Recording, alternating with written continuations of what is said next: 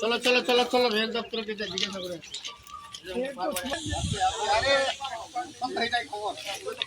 না না ঠিকই আছে